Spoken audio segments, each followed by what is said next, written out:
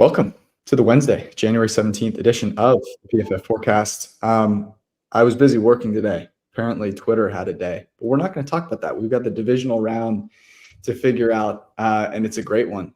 A lot of really interesting matchups, a lot of props for us to discuss. We'll talk about the injuries as it pertains mostly to Buffalo, a little bit of weather, and of course, we will have some SGP builds with the guy I alluded to in our last episode, was so close to 500K. Will we get it this week? We'll find out. Let's rock.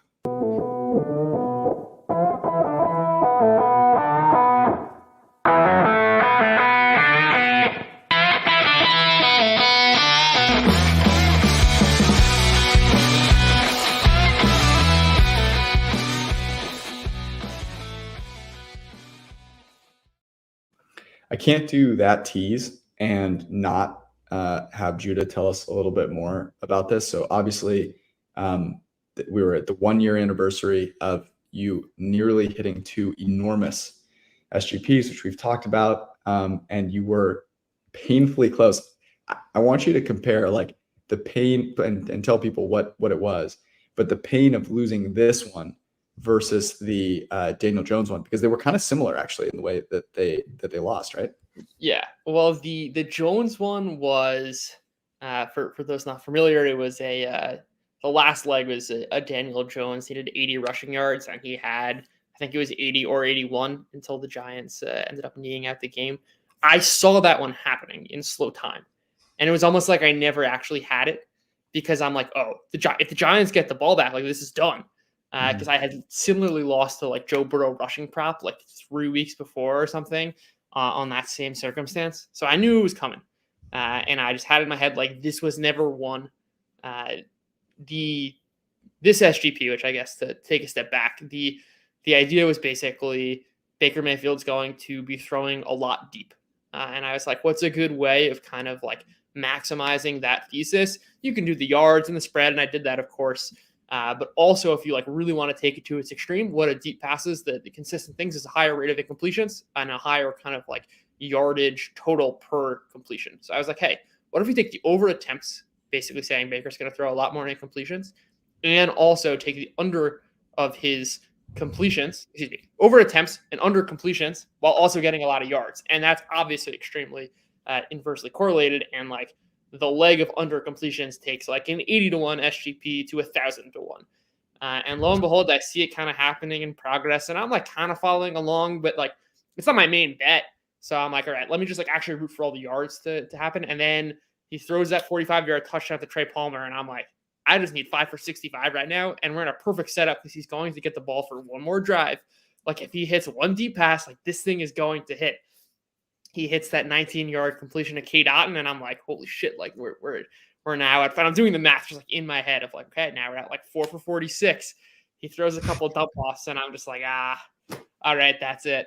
And before the Godwin touchdown, I was like, man, I'm probably so greedy. Like if I didn't do 325 and I instead had 300, I was like, this probably would have been like 600-1 and not, 1,000-1. And in the end, it was only one completion that he went over that Godwin one to get to 22 completions. I had under 21.5, got us the yards.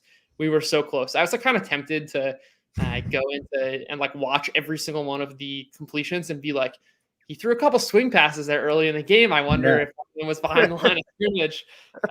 But thankfully, at this point, you take a lot of long shots. Most of them are not going to hit. Obviously, the couple of times they do make it all well worth it. And it's just going, it's a fun time. I'm not getting too down over that. It was kind of I can't believe this happened sort of thing. Can I put you on the spot? If you hit a mid-6, I'm not going to ask for a smaller one, but if you hit a mid-6 figures SGP, can we go to Vegas? I was going to say, we're not going to Vegas and then maybe Cabo, whether it's separate trips or not. We are recording a forecast live from one of those spots. 100%. 100%. Love it. That's on record. It's on record. I think any one of us gets one of those. I think you gotta help the homies out. I mean, my hope is that we get it this weekend so that we can go enjoy conference championship week this weekend. So I'm excited about this week. I really think that the play this week is a player prop based approach. We'll talk about this here when we get to locks. I've had conversations with a few different people, and I just hear different stuff all over the place. So this I have a good feeling about it. Before we dive into your SGP builds, Judah, for this week, let's do a little injury roundup and a brief weather update, Brad. Yep. So the big one you mentioned pre-show, the Buffalo Bills had a million injuries in their game, their win over the Pittsburgh Steelers. So far, looks pretty solid. I think we're going to get Rasul Douglas. He sounded optimistic after the game, and that's obviously massive. I mean, that is their number one corner, and it's also massive because Christian Benford, their number two corner, did not practice today. Terrell Bernard was the linebacker who got air casted and carted off. He was listed as a non-participant today. I don't know why they're even giving us a practice status, but I assume he's not going to play. Safety Taylor Rapp did not practice, and Gabe Davis at receiver also did not practice. So I think we'll get Teron Johnson back in the slot. He's out with a concussion, but he was limited today. That's trending towards, I would say, playing with a Wednesday limited for the protocol. And then the other linebackers, and obviously this is kind of like SGP or prop related, so getting into more positions than normal here. I think Tyrell Dodson, who's actually one of our highest graded linebackers this year, is going to play. He was kept out of this game, but it sounds like it's because he wanted to be ready for a potential advancement into the divisional round, so he should be back for that one. Otherwise, nothing crazy. The Chiefs had Kadarius Toney as a healthy scratch. It may have also been a not quite healthy scratch. He was limited today. No one else really in Kansas City. In Tampa Bay, Baker was a full go. And the big one for Detroit, Sam Laporta was a full go. So I think that the rest of the games I think are healthy. Our king, Khalif Raymond, still not practicing. You hate to see it, especially against that Bucs defense that gives up as many explosives as anyone. I'm guessing he's out for another game. And then the last game, the Texans-Ravens game, the big one there is if Mark Andrews tries to push to play. I know we had comments in the chat to start off the show. He said he's trying to. It'll be up to the game time. If he feels he can help, he'll be active. If not, he'll sit one out. I think maybe we get him, but I would imagine that he's not going to be fully healthy and wants to play conference championship weekend. And then Houston, going back week 16 through now, their entire defensive line has been not practicing all week and then plays well. So I'm just going to assume it's the same thing. None of them practiced today, but I think they're all going to play. And then the other ones to watch there are Bobby Trees was limited today, but I think he makes his way back onto the field. And the same with John Mechie. So they've been really decimated at receiver. Obviously, those guys are not world beaters, but I think it is notable that they were limited and trending towards playing. Yeah, that I would agree. So is the takeaway here for Buffalo? I think the line momentarily got to 3.5. Is that kind of, and it's gotten bet down since, but in fact, someone in the chat said it got to 3.5 here. Is that because the injuries have by and large actually come back pretty good?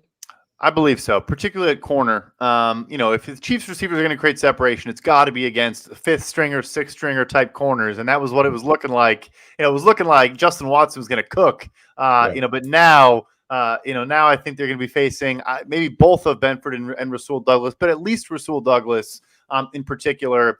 I also wonder if maybe the spread was a bit tighter because of weather concerns or stuff like that, and we obviously wanted to talk about that too. The weather doesn't seem that bad. Low wind. Judah has talked about, I think even last week, how he likes fading. He fades weather. He doesn't believe in weather. No, all jokes aside, that people overreact to moderate wind, and this looks like totally moderate wind, not heavy wind. And that is the same situation in the Baltimore game. There's some, I think it's worse than Kansas City Buffalo, higher gusts, but the sustained wind is still around 15 miles an hour. I don't think either is significantly impacted by the weather. And you said Baltimore's going to have a little wind. So those two have wind. Baltimore a little bit worse, but I would say both are not are going to impact passing in a meaningful way. If one was, it'd be more Baltimore. Kansas City Buffalo, I think it's bombs away. Also, shout out the reporter who asked Todd Bowles if he was prepping the boys for the cold weather in Detroit. It's not a factor. I think they'll be okay. The bus from the walk from the bus to the stadium might be a long time. You never know. It's a very arduous journey, and I'm happy that Todd Bowles knew they were playing indoors. That gave me a lot of confidence. It's not not a guarantee necessarily. Any immediate takeaways from the injuries or the weather? Judah, anything in particular? Yeah, I would just note that the total went down 2 points in the Baltimore-Houston game. I think if we actually got sustained winds of like 25 miles per hour, that would really matter, especially how kind of reliant both of these teams are actually in their explosive passing attack. And like, where does weather matter? It is when you get gusts or sustained winds and gusts like kind of above 20 to 25-ish. And it is really only going to affect your deep passing game and like throws that are 30 yards downfield. If you're throwing with zip 10 to 15 yards downfield, right? Think of like how the Niners generate a lot of their explosive plays. That doesn't really matter. When you're throwing balls 40, 50 yards in the air, and a lot of kind of Lamar Jackson and CJ Stroud's balls are like that, that's kind of when wind would start to influence it. But I don't think the winds are going to get there, yet the market has still kind of reacted downward. And obviously the Bills stuff matters a lot, I think, more from kind of handicapping the spread type of bet. Yeah, makes sense. All right, it is time for some SGPs. Judah, where do you want to start off? Yeah, I'll first start just as like, I think we were kind of talking a little tongue in cheek last, on the Sunday podcast about like, the better quarterback getting points. I think there's a legitimate case for that to be true. And like that as a category has kind of been the best like mini SGP of just like take a quarterback and the spread. And I think you can make a case for every single one of those quarterbacks this week. And I don't even like, I'm not interested in the weeds of like who's better quarterback, CJ Stroud or Lamar Jackson, but like if we get a game where the deciding factor is which quarterback plays better, and I don't know, that tends to happen a bunch come playoff time, there is, I think, a greater likelihood than the market is implying that the underdog quarterbacks in each of these games outperforms. And I think you can kind of make the case for a Stroud 300, Texans -2.5. They're going to get juicy odds. You can do the same for Jordan Love. Certainly, you can do the same for Baker Mayfield, and to a lesser extent, Patrick Mahomes. I'd even start there. I think those are all attractive spots on their own. Usually I have like one or two of these a week, and I think we're actually going to have four of those. I'm interested in all those and playing all those tails angles. That's, I think, the place to start.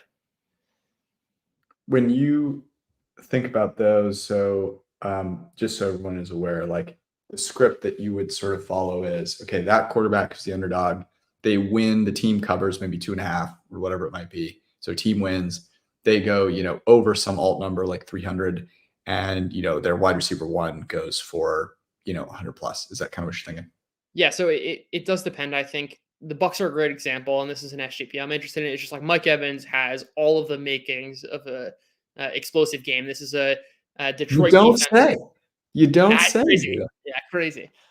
This is a Detroit defense which is absolutely bleeding explosive plays. It's like 4% higher than the next closest team, and like we're talking about like a 15% to 11% difference. The like difference between 1 and 2 is the same as like 2 and 17. Mike Evans is obviously the preferred deep threat. We also get kind of the like recency bias of like, Mike Evans dropped the deep passes the past couple of games, and the numbers haven't shown up the past couple of games, and that is certainly influencing pricing. Even look at like a guy like Jameson Williams, same sort of scenario. His like drop is down like 6 yards, even though the opportunity is kind of the same. He just hasn't actually caught the deep pass. But this is like a matchup that is perfect for Mike Evans going up against corners who certainly he has the matchup advantage of. This is a Lions team which plays a ton of man coverage of kind of the route running and separation that we've looked into. Like Mike Evans has perennially been one of the best in the league. It is by every stretch of the imagination, a mismatch. And I'm certainly wanting to build with Baker Mayfield and Mike Evans. For a quarterback like Jordan Love, it's a different kind of scenario. I actually think the most interesting way to build Jordan Love stacks is to take a bunch of unders. And certainly if you can get alt unders on receivers, because Jordan Love is going to go for 325 yards, let's say, or 300 yards, there's a strong likelihood that he does that. And one of Jaden Reed or even Romeo Doubs goes way under his yards. And obviously you're going to get that inverse correlation, but the Packers don't follow the same trajectory of a normal offense. They're spreading the ball between 7 guys at this point with everyone healthy. That you can kind of pick and choose your spots and say, maybe you want to take a receiver over and a receiver under. I would just be more comfortable saying, let me spread out the receiver unders just because you can really get that inverse correlation. But you can get creative with a lot of these builds.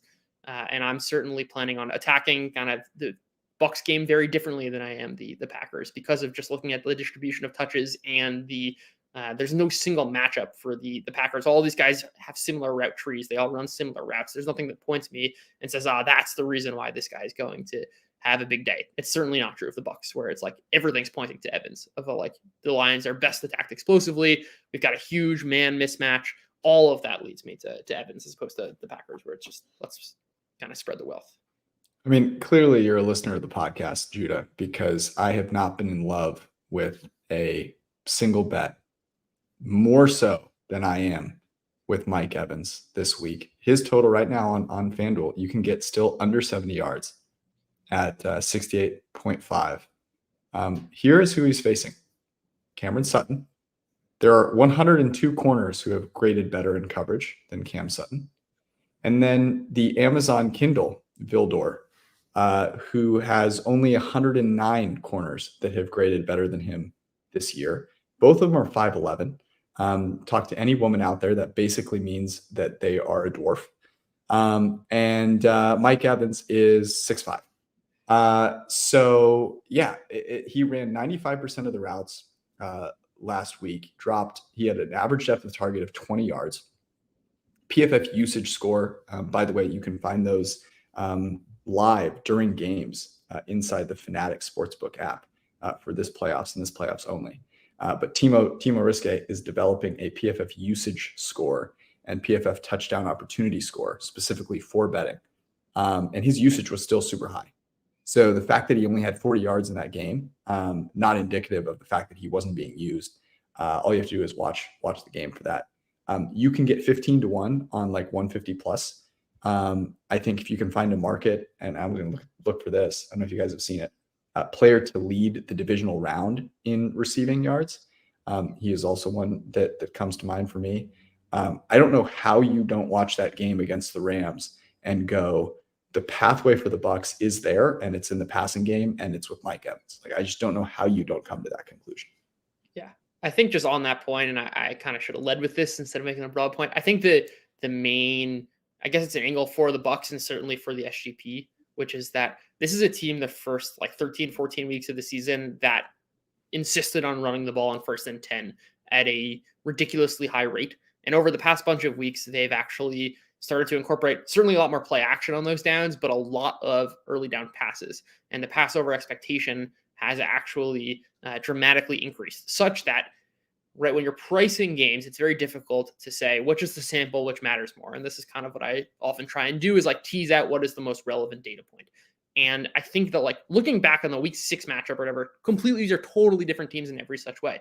But even looking at the Bucs' first 12 weeks, they're approaching offense from a fundamentally different way. They're no longer just kind of running their 1st and 10 early down runs, setting up Baker Mayfield for 3rd and 8. They're an aggressive downfield passing attack, and they're having success. And that's a lot stickier, I think, than just kind of like a team putting together a two to three good week stretch where nothing has fundamentally changed. Something has fundamentally changed.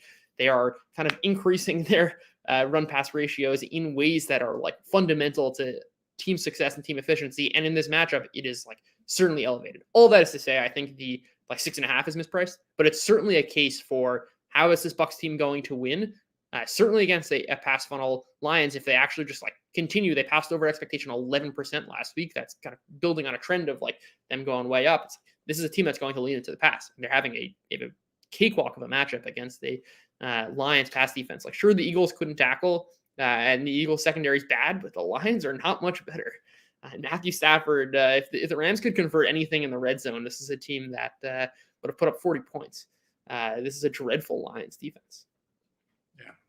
Yeah, we talked about it. I really think McVay, who did a great job this season, I think he kind of blew that game. Like, the opportunity at the end of the half that he didn't try and take advantage of, and just the inside the 10 force feeding Cooper Kupp, who clearly aged very quickly this year. Okay, we've talked about that one a lot.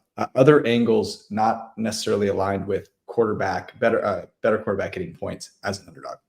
Yeah, this is one of my favorites, actually. That's going to be taking a James Cook over rushing yards with a Chiefs win. Basically, the way that's usually priced is you don't get to X number of rushing yards. Or the classic stat we like to talk about, like running backs are really good when the teams are really good when running backs run for 100 yards or whatever that might be. And that's basically saying this is going to be a close game for most of the time. The Bills, we've talked about for a long time since Joe Brady has taken over, have been a much run heavier team, certainly than earlier in the season, which a lot of the samples built into. The Chiefs' major weakness is their rush defense. I expect James Cook to have plenty of success. I think it's also to the Bills' detriment of not being able to kind of build out and build out a lead on relying on Josh Allen and his ability to generate explosive plays and lead a good offense.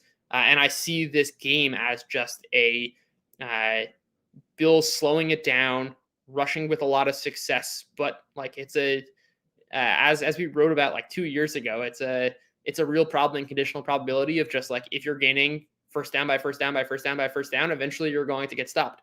Because if you're multiplying a 70%, series success rate to the 6th power, it's going to lead to a low number. All that is to say, it's going to, I think, lead to a lot of yards for James Cook in a good matchup, but also not come with the usual correlation of the Bills winning. And I think the Chiefs will be able to respond, and you can get some real juicy odds on a Cook over, Cook alt over with the Chiefs winning this game. I'll add one leg to that. I love this. The other thing that I would consider is the Chiefs passing offense or defense, very, very stout. And, L'Jarius Sneed has been putting guys in a corner. So to me, this is not just James Cook, but also Josh Allen. And I think his total is in the low 40s from a rushing yards perspective.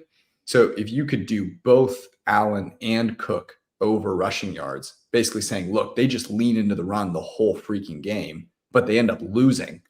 That to me, I don't know if that adds a ton more inverse correlation because you already get it with Cook, having over it and still losing the game. But I think that is very compelling and an interesting narrative. Yeah, I would say I think it does. Like you're only compounding that edge further.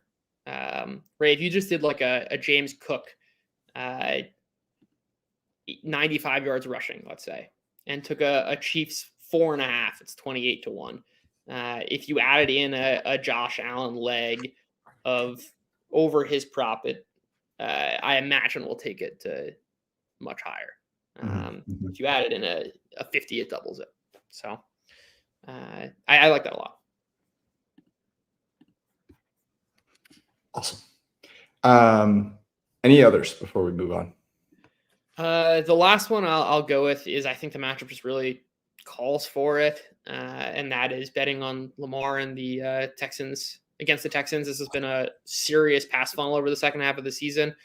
If you want to get creative, I think it also, just because of the fact that the Texans are 9.5 underdogs, if you play something like Lamar Jackson 300 and the Texans winning this game, I don't think you have to do that. I think you can also play it with pairing the receivers, but essentially saying like CJ Stroud has a lot of success passing such that the Ravens have to turn to the air enough. And also the point about the Texans, I think, is that their opponents have lots of play volume by virtue of how explosive their offense is. So when the Texans score a lot of points, they're not doing it with these long extended drives like the Chiefs are. They're kind of gaining 40, 50 yards at a time on their scoring drives, and otherwise there are plenty of 3-and-outs. So it actually leads to a lot of play volume. It is certainly the way to attack the Texans just because of how good the rush defense is, and it's a definitely very beatable pass defense. And the Ravens also are a team who, especially in the later part of the season, just really leaned into Lamar Jackson. When Keaton Mitchell went down, especially, this is not a run-heavy team. This is not the kind of run-first Greg Roman style team. This is much more of a aerial Todd Monken, and the prices simply don't reflect that. I mean, you can get some crazy juicy odds on Lamar Jackson to throw for 300 yards, 325 yards. Building around that is something that's very appealing to me. I couldn't agree more. Brad, you have one SGP to take us to Vegas. Which one are you rolling with? I wanted to tack on, and I'll get to why, I suppose, in the locks of the week. The Lamar one, and add a bunch of Gus Edwards unders, maybe even alt unders onto that bet, and I'll that's a tease for my first lock of the week. Okay, I like it. Well, I'm just saying this. I might play them all. Oh yeah. All right. Before we get to the aforementioned locks of the week, right now, PFF.com, you can get 30% off with promo code 30MDS. Obviously, that unlocks the mock draft sim So whether your team is in or out, you can go and enjoy yourself and compare yourself against the best. Player trades, thanks to Brad's incredible work, is something that you can do with reality, I should say, with realism in the mock draft sim. Super cool. I was able to pull off, much to Brad's chagrin, a Dak Prescott trade that got the Cowboys up to number 1. So if you want to do that, you can do it for 30% off with promo code 30MBS. And that, of course, gives you access to all the fantasy betting and editorial content that you could need. So go do that at pff.com or in the PFF app. Also, our friends at DraftKings Sportsbook, the unofficial, I should say, sports betting partner of the NFL playoffs, bringing you an offer that will make this playoffs truly electrifying, as if you needed more, given the SGPs that we just talked about. New customers bet $5 on any game and get $200 instantly in bonus bets. So go make those $5 go a long way at DraftKings Sportsbook and download the DraftKings Sportsbook app now and use promo code PFF to get $200 in bonus bets instantly when you bet $5. We just talked about a bunch. I personally love the Buffalo Bills angle. I love the inverse correlation. It's what we live for. So if I have $5 at DraftKings, that's probably the one that I'm rolling with. But you make your own decision. Be you. This is not financial advice. Download the DraftKings Sportsbook app now. Use promo code PFF. New customers can bet just $5, get $200 instantly. Bonus bets only. DraftKings Sportsbook with code PFF. The crown is yours. Gambling problem? Call 1-800-GAMBLER or visit www.1800gambler.net. In New York, call 877-HOPE, 877-8-HOPE-NY or text HOPE-NY, which is 467-369. In Connecticut, help is available for problem gambling. Call 888-789-7777 or visit ccpg.org. Please play responsibly on behalf of Boot Hill Casino and Resort in Kansas. 21 plus, age varies by jurisdiction, void in Ontario. Bonus bets expire 168 hours after issuance. See dkng.com/football for eligibility and deposit restrictions, terms, and responsible gambling resources. I feel like I just read War and Peace. Holy crap. By the way, someone was asking about the 500K SGP. We talked about that at the beginning of the episode, so you can go rewind and listen to that. We opened with it. Great point. Okay, it is time for Locks of the Week. Brad, you can get us started. Yeah, so something I've talked about a couple times recently that was totally off my radar early in the year and kind of messed around with a bunch when looking at Ultimate and trying to, find some more edges in this gambling thing we do, is looking at point of attack for rushing. And are you rushing outside the tackle or off tackle versus between the tackles and the splits there? And so the Texans, for example, we've talked about how they're a phenomenal run defense. They are third in success rate allowed on runs outside the tackles. They're seventh in EPA per rush on run. And that's in a good way against those runs. They're not great on runs between the tackles. And I remember I was going to play some unders in the Colts game. And you remember the Colts absolutely gashed them. The Colts are 26 in runs outside the tackle. They run between the tackles. They use their guards. They use Quentin Nelson. That's how they attack. The Ravens have the fewest rushing attempts in the NFL between the tackles and the most in the NFL outside the tackles. So all that to say, I don't think it's a good matchup for how Baltimore runs the football. That's how Houston has been winning and stopping the run. So that's kind of the main thesis there. But on top of that, Gus Edwards props, the normal numbers are like 10 yards and 3 attempts above his average over the second half of the season. I know they've had injuries there. They cut Melvin Gordon today, which me actually thinks like we're about to get some Dalvin Cook season in Baltimore. Ooh. But I don't like it for potential game script reasons. It's not the way you attack the Houston Texans defense. The number is 50.5 or 13.5 rushing attempts. I might even like the attempts more, the under there, but I'm also looking into potential alts there. I just don't see it. I like it. I like it a lot. By the way, breaking news in from Arjun Schefter. Mike McCarthy will be the Dallas coach in 2024. Wow. That just announced. I would expect Sirianni to be coming. I've heard that he's been reaching out to offensive coordinators along with Howie Roseman. So it looks like both those guys will end up staying, but McCarthy is staying. Just real quick, your reaction, Brad, are you surprised? Very surprised. I mean, everyone was talking about how he needed to win a playoff game, and he didn't just lose a playoff game. They got flat out embarrassed. Blowed out. Yeah. Anyway, that's interesting. I'm surprised, but I think what this tells me is there was no real fire behind the smoke with Belichick. And aside from that, you looked at bringing in a new regime, and it just wasn't worth the effort, right? So I don't totally. I'm surprised, but I don't like. I see the logic there. Yeah. Anyways, we'll move on. Judah, your first lock of the week. Yeah. Let's go with Jaden Reed under 42.5 receiving yards. I think if you want to look at how this price originates, it's Jaden Reed had a terrific end of season for the Packers. But kind of as we talked about, this is a very different wide receiver room just because of how healthy and how many bodies are now there. And if you're just looking at, it's not the sexy play, but just looking at the data and like who actually played, Jaden Reed was third just barely in the snap share, and they were splitting between 5 guys. And I can imagine with Christian Watson getting a little healthier, considering he was the only consistent number 1 receiver whenever he played. I imagine that Watson will continue to eat into his share. But this is a guy who's on the field for less than half of the snaps, and this opportunity matters a lot. His pricing kind of reflects a clear number 1 receiver role because that is what he had beforehand, but he's not earning that. And sometimes, it isn't sexy, but the under here at 42.5, 42.5 is just too high. It's priced for a role that he doesn't have anymore. I like it. All right. This is not a surprise to anybody. My first lock of the week, it is my favorite one. It is my favorite one of the season, I think. It is Mike Evans. His total right now, 68.5, at least at FanDuel. But you didn't come here to bet minus 114 on the player prop. That's not what you're here for. So look, I'm going to bet this all the way up to 150 plus. You can get that around like 10 to 1.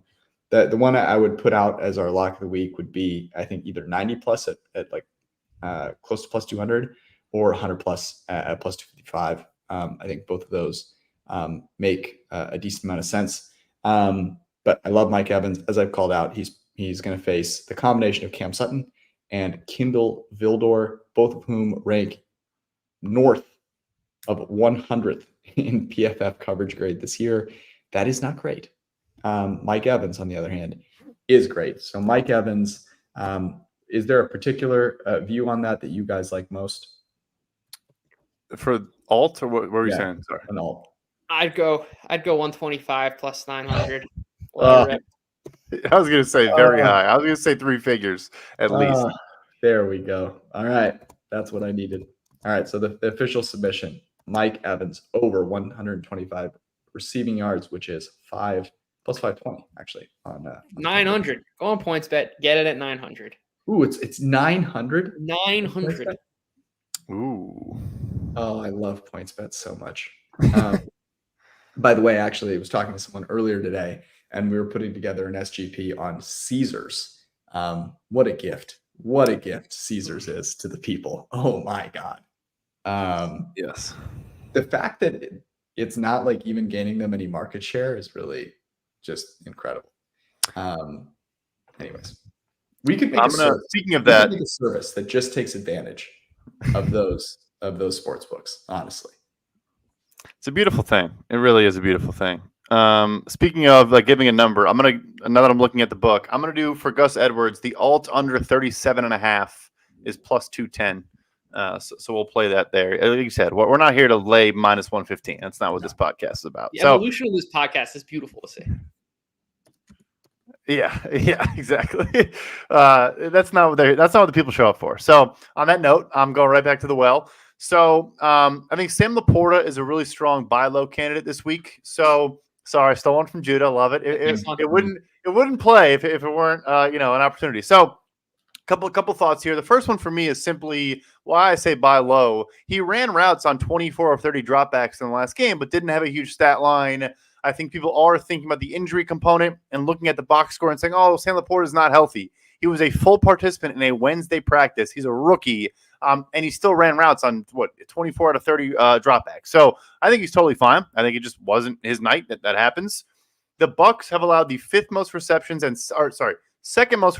5th most receiving yards to players lined up in line. And we talked about this with Kyle Pitts. He either lines up in line or slot. They're not great against the slot either, but in particular, Laporta is actually more in line than Pitts, and they're even worse there, but they're not good against slot receivers either. And so if he's kicked out there, I like it as well. So his normal line, I think, is like 36.5. This is bad radio, but I'm going to find an alt over for our guy Sam Laporta here. All right, I'll do the same thing George just did. So we can do 60 plus is plus 320. I think I like that. I like that. Yeah.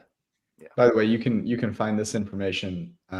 We have obviously wide receiver cornerback matchups on PFF.com, and you can find those in the FanDuel Sportsbook as well. So we're trying to bring great information to the people out there. Tight end matchups are now a thing. So looking at Sam Laporta's right now, what we do, thanks to what Timo and our data science team do, is we project snaps versus different coverage units. So we have cornerback, linebacker, and safety. The Bucs have been abysmal at covering linebackers, as you mentioned. Their cornerbacks, 31st out of 32 units at covering tight ends, which is impressive. But Laporta with a fantastic matchup there across the board. Great call out. I think he's been averaging. I mean, what is he averaging? Like 50, 60? Probably way more. And he had 14 in the playoff game. I think everyone's reacting to that. And it's just, I don't think it was anything but just the fact that Amon-Ra had 100 plus, and it just kind of didn't go his way. Yeah, that makes sense. All right, Judah. Yeah. So we talked about James Cook and establishing the run for the Bills. And obviously what that means is that Khalil Shakir actually is going to have a big receiving game. That's at least according to Tony Romo. You establish the run, Khalil Shakir breaks tackles. So we don't have a prop. Yeah, I was pretty proud of that one. We don't have a prop out yet. I think that's a Gabe Davis function, and I see he did not practice. I imagine he will miss this one. I think, George, you talked about this also. L'Jarius Sneed has done a terrific job locking down wide receiver ones all season. And I think, in my head at least, it's like Stephon Diggs of 3 years ago. I don't really care who's the cornerback one, even if he's done a great job. Like, he's kind of matchup agnostic. But that's not the Stephon Diggs of 2024. And the Khalil Shakir has clearly stepped into that wide receiver 2 role. I mean, Trent Sherfield was running routes as the wide receiver 3. I don't even know if he got a target last week. There are only so many guys that Josh Allen can throw to. And I think especially if you're looking at a little bit of a kind of dip in production from Stephon Diggs, I think that opportunity really goes to Khalil Shakir. And it's a very difficult kind of way to price Shakir because he's stepping into a role he hasn't had all season. There's a lot of uncertainty there. We don't have the alts right now. I'm going to guess something like 65 yards is going to be plus 400 or so. That's a ballpark guess. I'd be fine also just taking his regular receiving over, which I imagine is going to be in the mid to low 30s. But all of those I think are attractive considering the matchup with Sneed and just like Shakir's been awesome. You know, he really pops out the chart post of grade, especially after the catch. The dude has been electric. I dig it. All right. I'll stick with that game. So during the recording of this podcast, Josh Allen, I'm not going to be Warren Sharp here and pretend it's because of the recording of this podcast, but Josh Allen's rushing prop continues to move upward. I still think it is too low. By the way, since we recorded on Sunday night, Mahomes has moved from 24.5 to 27.5. So feed your families with that closing line value. Josh Allen at 44.5. He's in games where they've mattered and he's healthy. He's getting 10 plus carries. He had 15 3 weeks ago, 12 2 weeks ago. He actually ran, I think, a decent amount against Pittsburgh, despite the fact that they were winning that game handily. I think he had 8 rushing attempts in that game. And you could see when it got kind of close, they were like, hey, we're going to run you, buddy. So this is Josh Allen's Super Bowl. Okay. I don't know if I can stress this enough. Like, this dude is leaving it all on the field in a win or a loss. Now, if you think they win, I'll add this one. So this is a bonus. His rush attempt prop right now is at 8.5, which is criminally low considering what they use him for in games that matter. You go back to the Kansas City game where they played, whatever week that was, he ran 10 times. And so if you happen to get a couple kneel downs, obviously that only adds to it. But against a Chiefs team that is great in coverage, and where his guys Stephon Diggs, as you just mentioned, will be covered. I would even look for some alt rushing attempt numbers. 15 rush attempts for Josh Allen to me is not out of the realm of possibility. So Josh Allen over rushing yards. I guess this is 44.5. I'm sure you can still find something a little lower if you shop around, and over 8.5 rushing attempts. I also like the matchup specifically. Everything you just mentioned is huge. I think there is a noticeable split depending on the game, but also a team that plays a lot of man, that has corners and trail technique. Like Josh Allen's going to take off a bunch, especially if his guys are covered. And I think he's going to get more, run than he would normally against teams that sit in zone and just crash as soon as he takes off. So I like that one a lot. Also good one we talked about on the podcast that I couldn't love more. And I guess we'll go alty again. It's pretty much the exact same analysis as we just did for Laporta against the Bucks. The Packers are terrible against tight ends as well, and particularly inline tight ends. Same thing. That is also where they get eaten up even more than some of the maybe smaller move tight ends that go out to the slot. So give me George Kittle. 80 plus is plus 250. I think that's probably where I would like to take it. I love that. By the way, same thing. George Kittle, these matchups features are just awesome. I find myself for the first time ever actually using a sportsbook app to find bets, which is quite fun. George Kittle, number 1 PFF grade, Packers 27th in coverage against tight ends. Their linebacker unit 30th out of 32 against tight ends. So yeah, a great call. I mean, it's patently ridiculous that in a matchup like that, he's got a total so far below kind of his average outcome. Just doesn't make any sense to me. Yeah, and the normal traditional stats, EPA, they're bottom 5 in like I could list it out like I have, but I promise you, it's not good. It's beautiful. It's a beautiful thing. Judah. Yeah, I'm going to go with Zay Flowers over 51.5 receiving yards. We talked about reasons why, both Brad and I now, why the Ravens will likely turn to the pass. Who is that going to go to? I mean, Zay Flowers grades out very well, especially in a lot of the underlying numbers. And he's also the clear wide receiver 1. If you look at the games where Zay Flowers was healthy and now after a couple of weeks off, he certainly is that. This is the only guy who is seeing 98% of the snaps consistently. The rest of the guys are kind of role players. He's certainly the preferred downfield target of Zay Flowers. I don't imagine they're going to they're going to have Derek Stingley kind of following Zay Flowers of all people. This is a lot of just the function of I think Lamar's props too low. There's certainly a case to be made for Lamar, but he's a dominant receiver, not getting his due, and certainly with the snap share to go over 51.5. Yeah, I like it. Okay, I'm gonna stray away ever so slightly from the props, although I'm a big fan of all the props. And I'm going to turn to don't hate me, but potentially better quarterback getting points in Detroit. Tampa Bay plus 6.5. I thought Baker looked very healthy, clearly. Played really well. Now I thought Jared Goff did too, and I think he should be fine. I'm not sure this is clear cut, but I'll say this: they're at least very close in the way that they're currently performing. And I think with the matchup advantage ever so slightly towards Baker, 6.5 feels like a lot. I think this is a decent matchup for Tampa Bay defensively as well. They've been, to your point, Judah, they're very strong against the run. And so, I like this to be a close game. And I will take the plus 6.5 for Tampa Bay. I just want to add something on that. I mean, I talked about reasons why I like that, but there's also this kind of narrative of you're buying super high on Tampa Bay. The look ahead line for this game was 6, and this was put out on Monday morning before the Bucs played, after the Lions had, and FanDuel was putting out, and most of these books are putting out these feelers.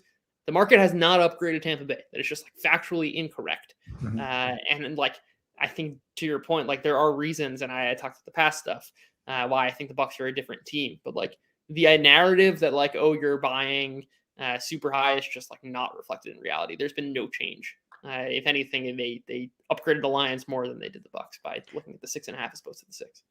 Which is funny because I know both teams won, but the Rams probably should. I won't say should have won the game, but I mean they their could not. adjusted score. Yeah, the adjusted score They won. is completely valid. They were terrible in the red zone. Their game management from McVay was terrible, and the Bucs absolutely blew out the Eagles. So yeah, there's been no adjustment. So that's pretty funny. I'm tapped out. I don't even look at spreads and totals. I came here to get weird, and I accomplished that goal. Perfect. I'm also at. I had to throw one in there. Yeah. Okay. So here's what we've got. Beautiful slate here. We've got Jaden Reed under, was it 42.5? Yeah. Receiving yards. We have Gus Edwards, Gus Bus, under 37.5 rushing yards. That's plus 210. We have Mike Evans over 125 receiving yards. That is 9-1 on our friends at PointsBet. Sam Laporta, 60 plus 320. Khalil Shakir O'Neal. Line is unavailable, but was there a ballpark for what we like there? Yeah, I think I said like 65 at like plus 400 or over 30 something. Slam dunk for our guy. Josh Allen over 43.5 rushing yards, 8.5 rushing attempts. Now, I didn't mention the Mahomes there. That's gone up to 27.5. Still kind of like it, but I've already bet it at 24.5, so that's the only reason I didn't mention that one. George Kittle, first of his name, 80 plus 250. And Zay Flowers over 51.5, which is plus 100. And I threw in Tampa Bay plus 6.5. You know what my favorite is, guys. It is Mike Evans. What do you guys like? I was definitely going to mention the Laporta one also. That was one of my favorites. Those are my two favorites, and the same game, so that'll be electric. Yeah, I'm a big fan. I like the Kittle as well. Honestly, the Zay Flowers one sticks out to me. I mean, he's done quite a good job. I feel like there is an angle here where they're kind of underpricing the passing game for Baltimore, and he's come on. So I like that. Now it's not, it's only plus 100. So yeah. No, I like the Zay one a lot too. It's a good shout. I think they are it's gonna be an aerial attack. He's the best guy on the team, and I think Mark Andrews might even be suppressing some of the receiving props for these guys because they don't know, and maybe he doesn't play, and that jumps up to 57.5 or whatever. So okay, so far we've got Mike Evans over 125, 9-1. Sam Laporta 60 plus 320. Zay Flowers over 51.5 plus 100. Any others that we'd like to add? You like Kittle? You said you like Kittle. You want to throw Kittle in there? Like Kittle. Yeah, Kittle plus 80 plus 250. Throw that in there. Yeah. Throw it in there. Any others? I like the Josh Allen attempts. That's what I was going to say. Josh Allen attempts. Dude. Okay. Dial there it is. So here's what we've got. God, the divisional round is so fantastic. Mike Evans over 125, 9-1. Sam Laporta 60 plus 320. Josh Allen over 8.5 rush attempts. That's like minus money, but you know what? We've filled your horns with oil. George Kittle 80 plus 250, and Zay Flowers over 51.5 plus 100. Those are the locks of the divisional round. We will be with you on Sunday night, preview the conference championship, guess some lines there. If you hit on any of those same game parlays, you can see us in Vegas for the conference championship. So keep those fingers crossed. We love you all. Peace.